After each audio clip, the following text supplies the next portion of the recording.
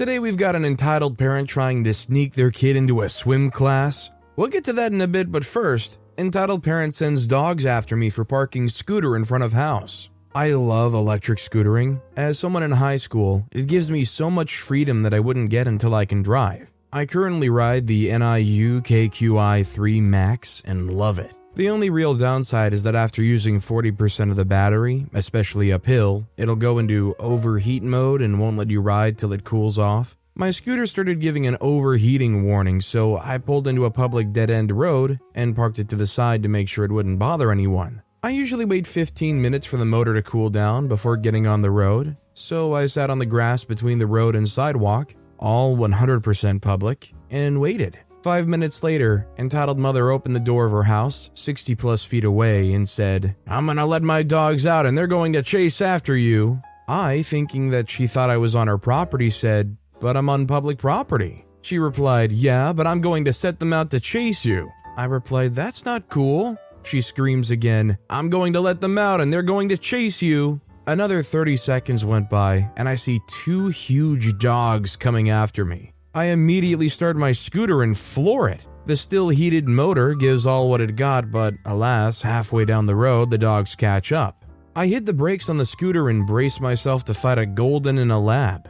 The golden reaches me first and starts barking like crazy. I just hold my ground. Once entitled mother sees that I'm stopped, she sits there and calls them back. I turn around and pull in even farther away from their house, easily 120 plus feet now, for my scooter to continue cooling. 2 minutes later, entitled dad starts making this silly walk towards me. The best I can describe it is it's like someone who watched one too many Sigma male shorts. As he gets closer to me, I start recording.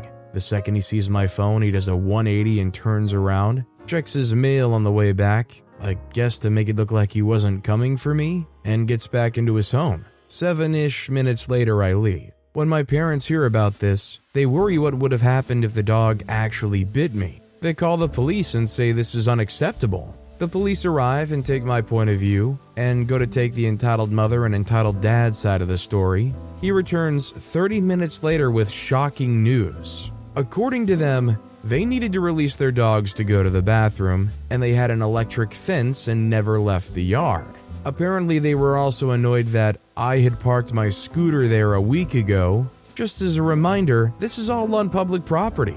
I tried to explain to the officer that 1, there definitely wasn't a fence as they chased me onto the road and had no collar on. 2, I really don't care if they let their dogs go to the bathroom, I just don't want them on me. 3, entitled mother specifically said she wanted them to chase me. Although I explained this, he didn't seem to really believe me and told me in the future to just park down the road.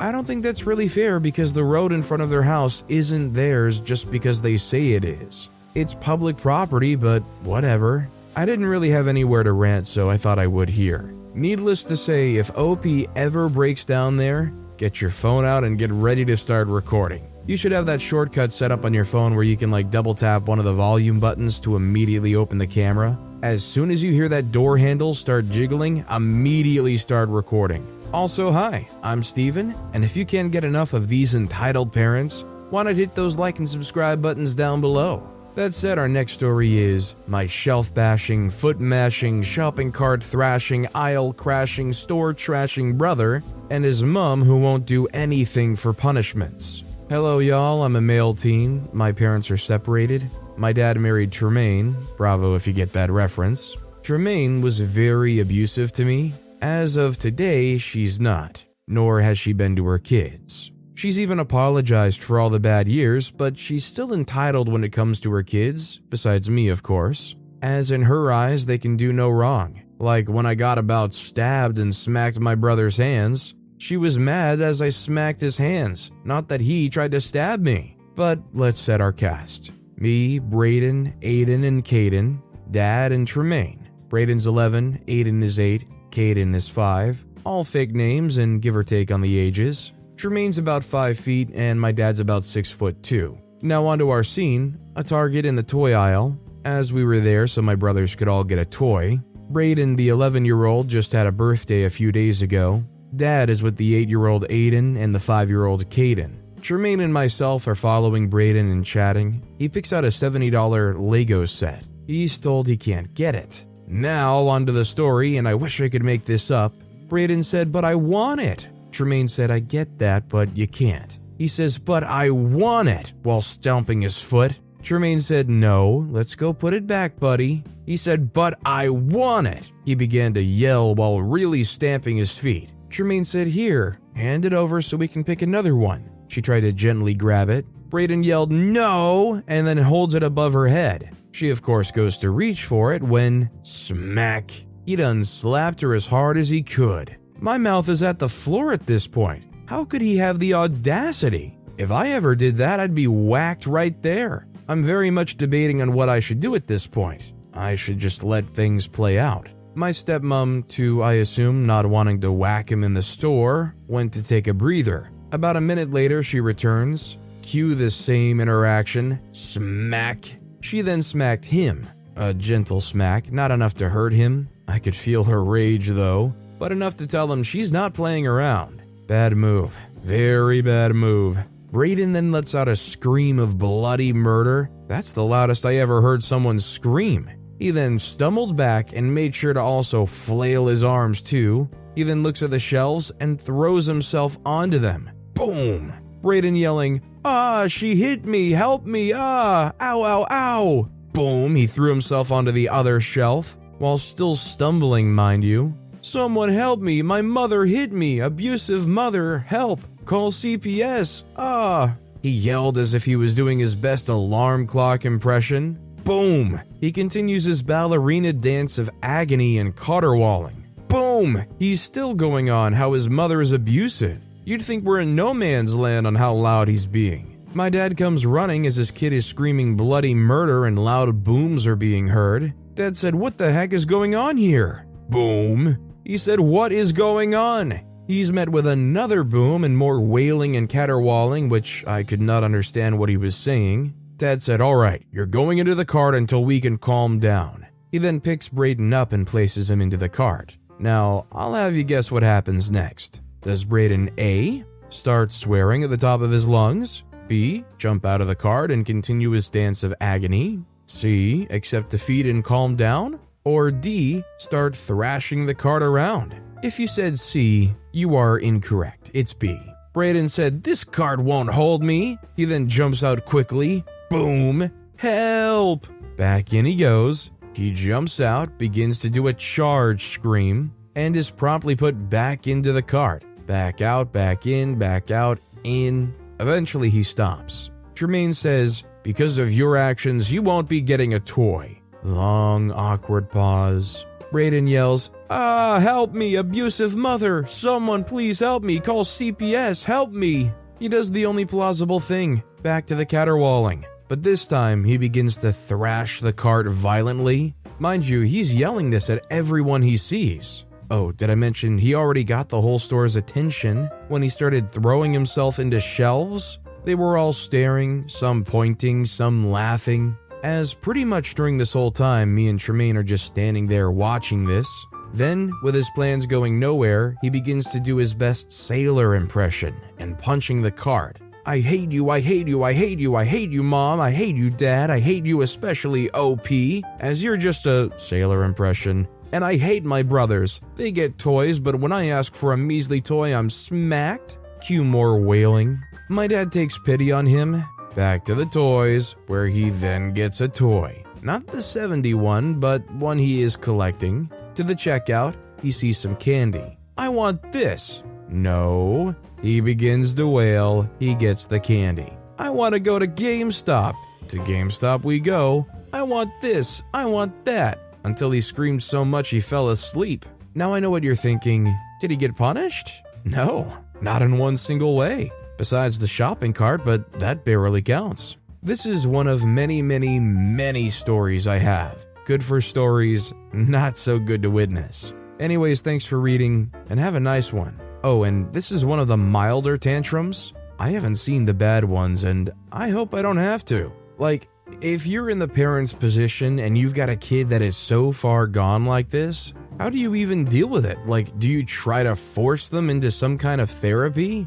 I mean, God forbid, you don't want to medicate them. Do you just accept it and accept the reality that unless they have a big turning around on their own, that they might grow up just to be a serial behind bars visitor? Needless to say, the parents need to stop enabling this and caving at the last second. Our next story is Karen on a plane. This is my husband's story, but he doesn't read it and I just lurk. So he has a weekend planned with his boys, and we live on the West Coast, but most of them live on the East Coast. So he was his second leg in taking a flight from Baltimore to Cleveland, an hour and a half, but had already been on the first leg for 4.5 hours and had packed snacks and things to do. So he's playing his Nintendo DS and decides he's done and just wants to rest his eyes. So he closed it and puts it in his backpack when the drink cart comes by. The flight attendant advised me that the woman across the aisle would like to use my gaming device, and he said, "Whatever, I'll take a Coke Zero." Then the woman, whom I shall refer to as Karen, started demanding through the flight attendant that I give her precious Timmy, about 9 years old, my game. He said again, "Yeah, whatever," and started to eat his snacks. Then they collected the trash, so that must have occupied Timmy's time for a while. But then Karen started in again, but now directly to him. Karen said, "Are you playing your game?" Hubby said, "No." Karen said, "Well, my Timmy would like to play your game." Hubby said, "I already told you no." She said, "Well, you're not playing it." Hubby said, "And neither are you." She then got red-faced and started reading her book. With this memory, he got petty revenge, even though she will never know. So he's on his return flight from Cleveland to Denver, 3.5 hours. He was one of the first aboard, and the flight attendant asked him if he minded sitting with an unaccompanied minor. His name was Colin, and he was about 12 years old. I said no problem. I used to send my daughter that way for visits. I can tell he's bored and asked him if he liked Pokemon. He said yes, so I gave him my Nintendo DS to play. Then I opened my backpack and offered him snacks. He was so happy. He ate trail mix, beef sticks, and Starbursts while playing his favorite game. And all my hubby could think about was that horrible Karen and her bored son on his last flight. So the flight attendant was so happy I was occupying this time that she gave me the entire Coke Zero can instead of the tiny cup that the other passengers get. The next time around, she offered a drink on them, and I discovered that I like mango vodka seltzer, and I had two. He was so excited to tell me when he got home of dealing with a Karen in the wild and a much better experience on his next flight. I think this just kind of highlights the difference between them almost demanding the device from you versus somebody with the device seeing a person who could probably use it for entertainment and reaching out about it. Like, I'm sorry, but if you ask anybody for their device on a plane that you don't know, I think you have an almost certain likelihood of them saying no. Our next story is, don't park on our road. I have had confrontations 2 days in a row, so I just need to vent. The building where I work has a road that runs along the side of it to get to the rear parking lot and the dock doors to the warehouse. We frequently have deliveries with large trucks and occasionally semis, and our company trucks are large box trucks.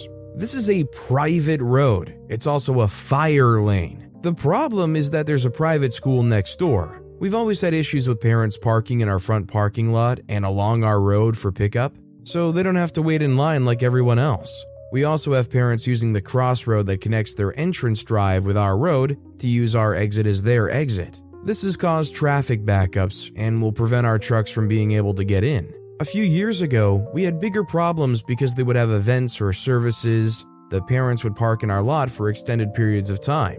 This means we had no available spaces for our customers. But the school's finally been able to put a stop to that. We have done everything possible to stop these parents from using our road. We've put up signs, we put up cones. We take pictures of license plates and send them to the school so the school can reprimand the parents. They'll stop for a few weeks, then be right back to parking there instead of waiting in line like everyone else. I've been outside letting my dogs out and have stared down people trying to stop and park there or use the crossroad. Even though there are cones that they just move to use it, usually then they'll just turn around and go the way they're supposed to. Now, to the 2 days of entitled parents acting like jerks. Yesterday, entitled parent 1, we discovered that they were at it again.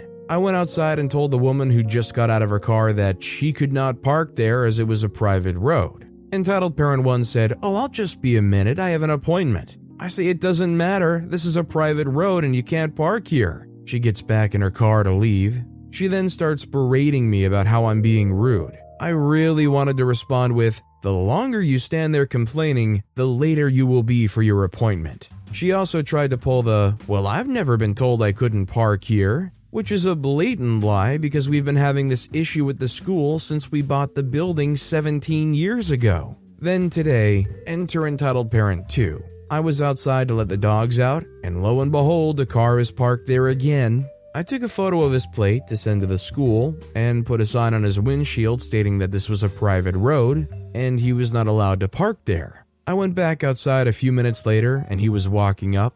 Entitled parent 2 said, I'm sorry. So he knows he did something wrong. I said, "This is a private road and you can't park here." It was a statement, not shouting. They said, "I'm sorry, but you don't need to get mad." I said, "I'm annoyed because you've been told repeatedly not to park here." They said, "Well, no one told me." I turned to leave. Entitled parent 2 to my back said, "You're being incredibly rude." I was so tempted to turn around and let him have it, but I just went back inside and texted the pictures to the school. Sigh, thanks for letting me get that off my chest. Parents of kids is private school. Yeah, pickup sucks and you'll be sitting waiting for a while, but that's how it is. You don't get to cut the line. Yeah, there's definitely no glamour to be had living close to a school. If you got a driveway, chances are at some point there's going to be some event or pickup time where they're just using and they end up being there for half an hour. And at least in the schools I went to growing up, after every class ends, you of course have the bell.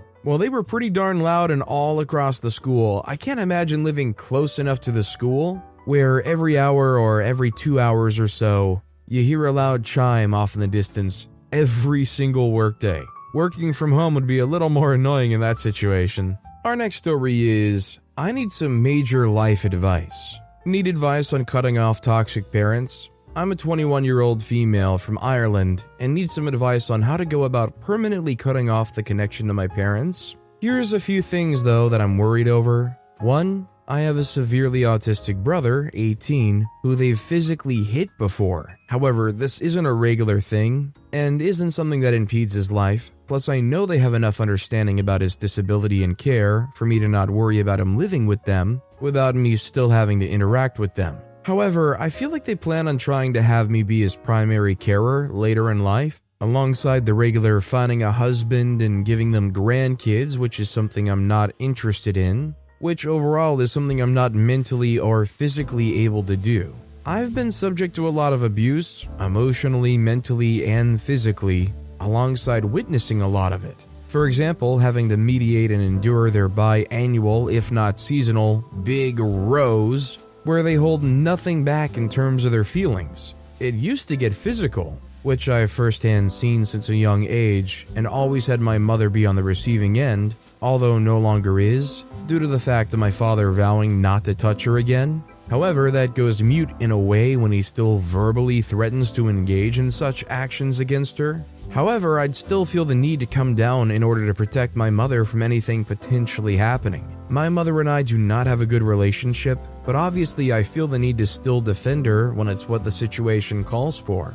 Continuation of the first point, I as a person, I know I'm just not mentally or emotionally equipped, or even personally desire to mind him. I just want to be able to cut off my whole family entirely without feeling like I'm chained to them through some sort of unavoidable obligation. Even though I know that as a sibling, you're in no way legally obligated to care for your disabled sibling or siblings, if you catch my drift. That doesn't mean I want to cut them entirely out of my life though.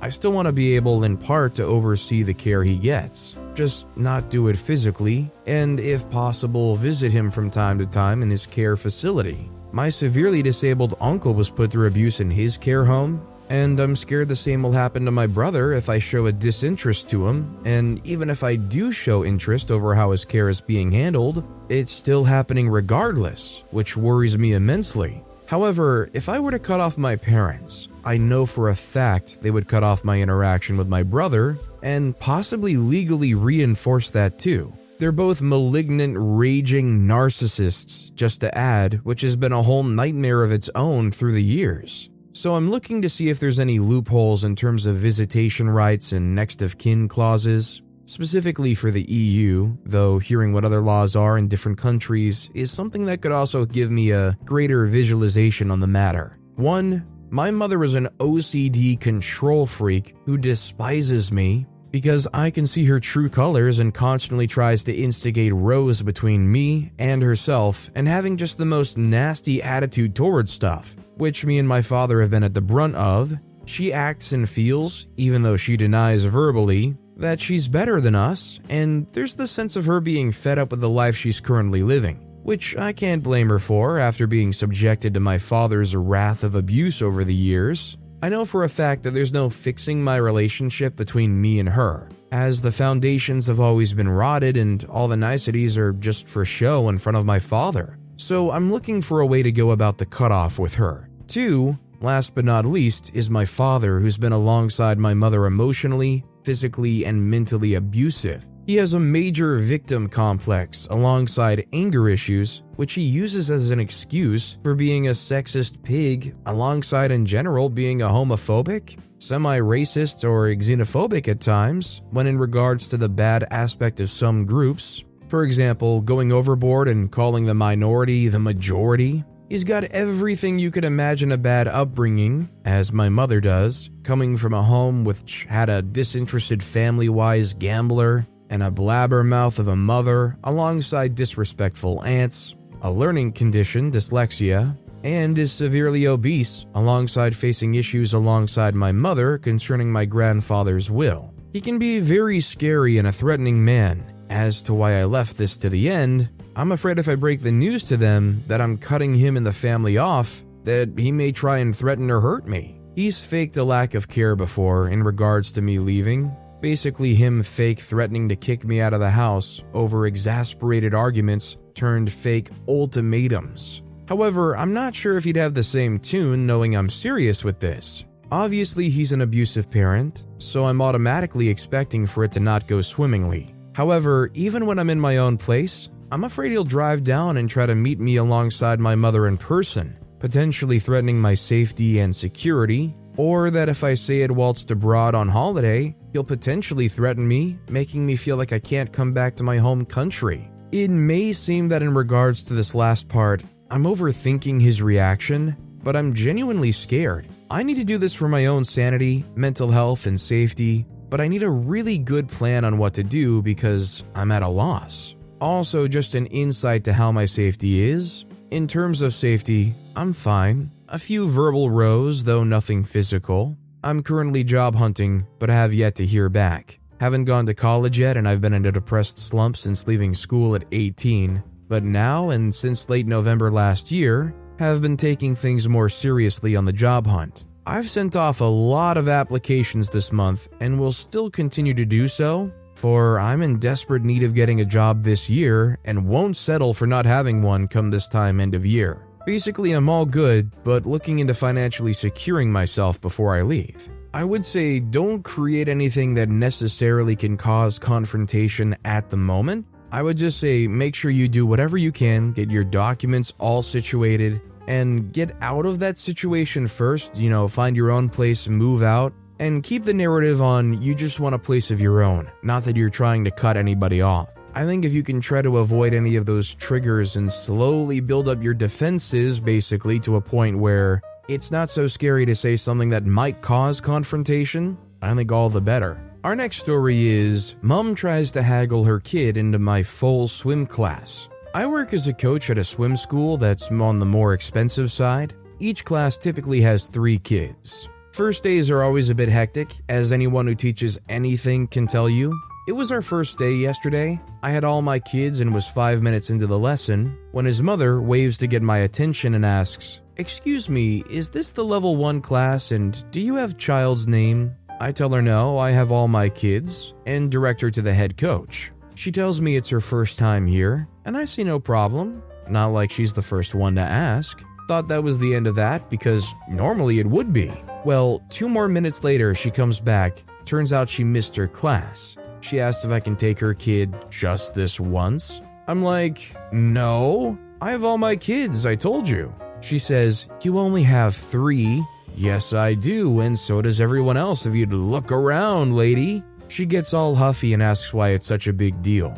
The other place has 10 kids a class. Just go there then. We have a 3-to-1 ratio. It's on the website. In the meantime, her kids joined my class of his own accord, and I'm trying to get him out for safety reasons. The other parents are watching her and giving this entitled lady looks while she argues with me, and eventually the head coach comes over and basically drags her and her kid away. No screaming or hysterics, but the audacity surprised me. A class that only has 3 kids per teacher probably costs a pretty penny. Considering they missed it, she was probably trying to do whatever she could to avoid losing out on that fee. Our next story is, entitled mother keeps trying to take over my birthday, so I call it off update. It's getting worse. She didn't listen to me about calling anything off and is still going forth with the party. I'm praying that it turns out horrible like my last birthday parties and nothing goes to plan.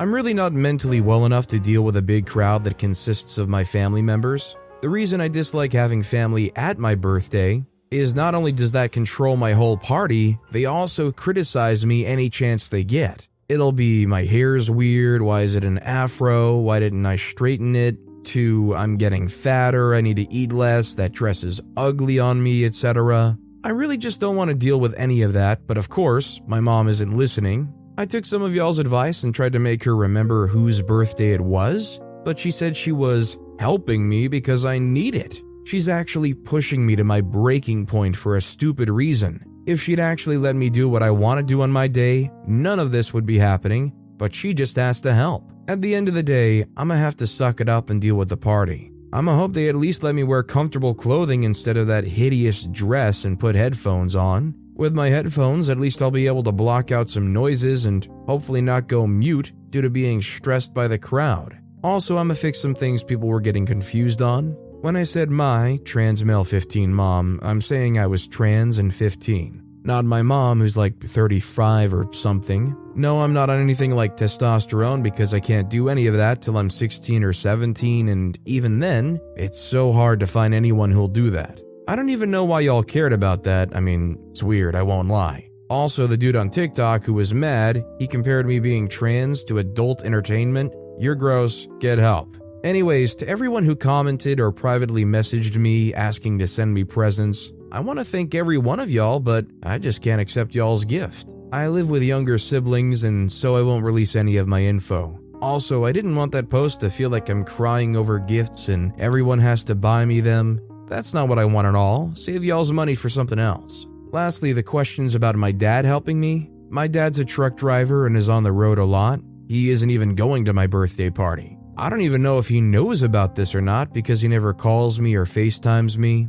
He really isn't someone who can help me. I'll just have to suck it up and hopefully get through with it quickly. Thank you all for the kind words in the last post and on the TikTok video. I really appreciate it, and it helps me feel like I'm not going insane in this house. So if anybody's out of the loop, basically OP made a post a few days back about how their birthday was coming up, but their mom wanted to throw a party that basically was the mom's party, inviting family, not inviting any of OP's friends, not getting any cake that OP cares about, probably not even just about having presents for OP.